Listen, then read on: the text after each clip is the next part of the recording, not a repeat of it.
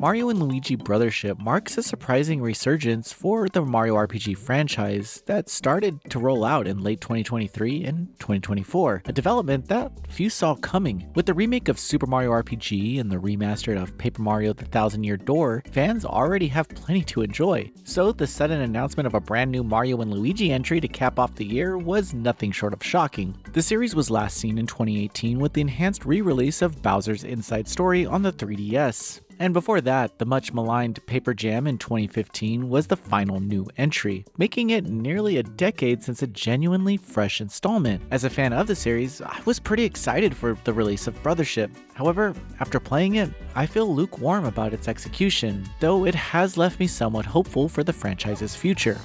Oh yeah.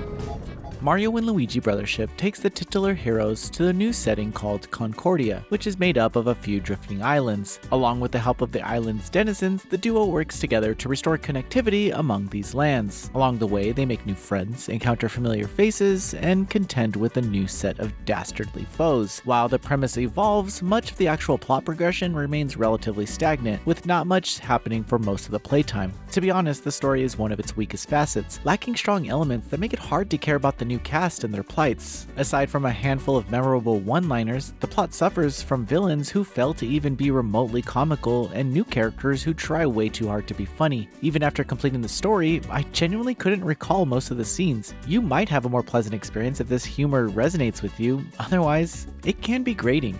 The only new character I grew somewhat attached to is Connie, an integral companion in restoring the island's connectivity. However, she's more of an exception in a sea of forgettable inclusions. In hindsight, the lack of attachment may be partially due to the bland designs of the new characters. But on the brighter side, this entry excellently emphasizes the close-knit bond between Mario and Luigi. The brothers feel closer than ever in this outing, and the siblinghood is likely a central focus point that encourages players to keep going. Admittedly, the abundance of awkwardly repeated lines between them during conversations sometimes took me out of the scenes, but one might find it charming. If it seems like I'm being overly general, it's because, as mentioned earlier, nothing about this narrative, including the arrival of the established franchise characters, stood out whatsoever. My motivations for progression eventually became exploration and combat, which was satisfactory in their execution. Battles occur when engaging enemies on a map, with preemptive attacks and ambushes depending on your interactions. In combat, the game features turn-based systems, with Mario and Luigi able to strike foes by jumping or using their hammers. Alternatively, they can use items to unleash bro attacks, which are special attacks that deal significant damage depending on the success of your inputs. For those unfamiliar with the series, the efficacy of your attacks and defense relies on your timing with button presses. These reactions are crucial during enemy turns, where you can guard, evade, or counter incoming attacks. Once you do get into the flow of combat, it becomes an addictive practice with enough systems to mitigate monotony. For instance, you eventually gain access to battle plugs, which are craftable abilities you can equip that provide passive benefits during battles. These abilities have usage limits and require recharges, encouraging you to swap them out frequently to make the most out of your toolkit. These passives also offer a vast array of benefits, such as guaranteeing critical hits on specific enemy types or unleashing a shockwave after a charge attack. Alongside standard RPG equipment like weapons and armor with equipable accessories, there's enough customization and growth to keep combat rather engaging.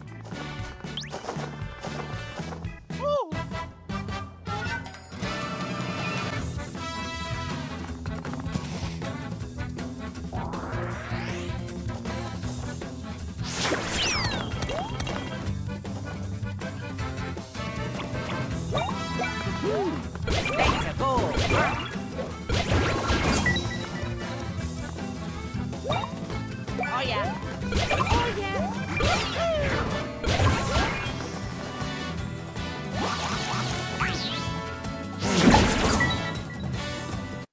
Oh yeah.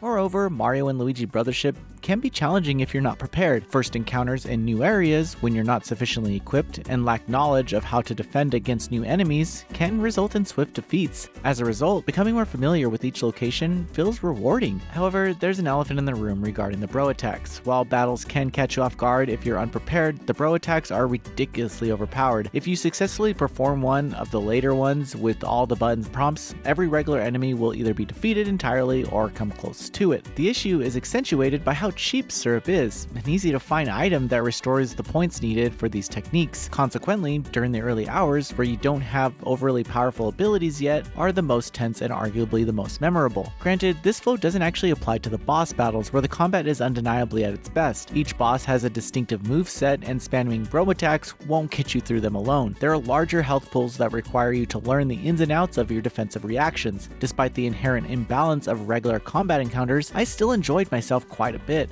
The visual and audio design of the battles, the timing for performing attacks, and the victory results screen all come together to create a compelling battle loop where growth feels fulfilling. So in this case, the lack of difficulty doesn't equate to a lack of fun. Gaining experience and levels works the same as in any RPG, but at certain level intervals. You choose a significant passive bonus that usually impacts a brother's stats. The choice is minor but appreciated, instilling some agency during progression. One of the best choices you can make early on is raising your experience gain rate, so I recommend picking that up as soon as possible. Another highlight is the charming presentation of Mario and Luigi Brothership. The art style, excluding the new character type, is endearing, feeling like a direct continuation of the previous entries, particularly with Mario and Luigi's character models. A stellar amount of detail went into their facial expressions and animations in the world and during battles, especially for Luigi. He's given emphasized screen time and personality, which shines throughout the entire playtime. Yet, this release has another significant issue, and it all boils down to performance. When playing docked, Mario and Luigi Brothership is a choppy, inconsistent experience that can make it feel somewhat unpleasant. It doesn't render the game unplayable, but the jittery presentation is quite noticeable, especially for a first-time release.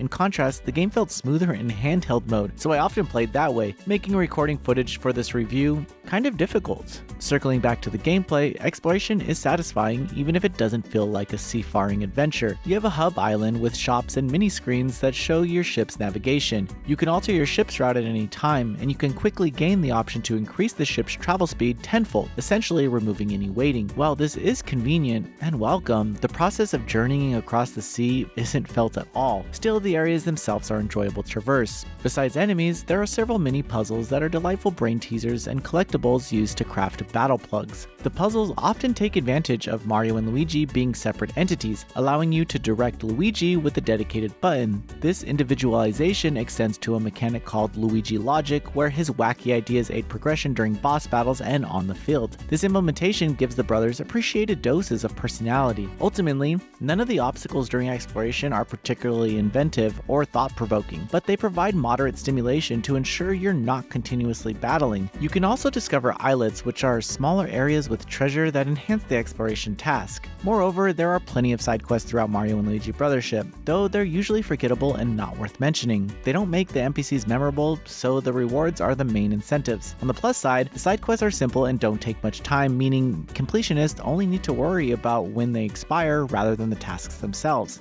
At its core, Mario and Luigi Brothership is a welcome, albeit flawed, revisit to one of my favorite Mario subseries. The familiar combat flow, customization options, pleasant presentation, and catchy soundtrack remind me of my love for these games from the DS era. However, the inconsistent performance, uninspiring narrative, and other faults can make several sequences alarmingly dull. There's fun to be had here, but if you're wondering which of the 3 Mario RPGs released this past year that you should play, Brothership should be at the bottom of that list. Noisy Pixel is giving Mario and Luigi Luigi Brothership a 6.5 out of 10. Thanks for watching. This video is brought to you by our supporters on Patreon. Noisy Pixel is run by a group of gamers providing independent gaming coverage through news, reviews, previews, and more. Check out our Patreon to help support our continued growth and subscribe to keep up with all our future content.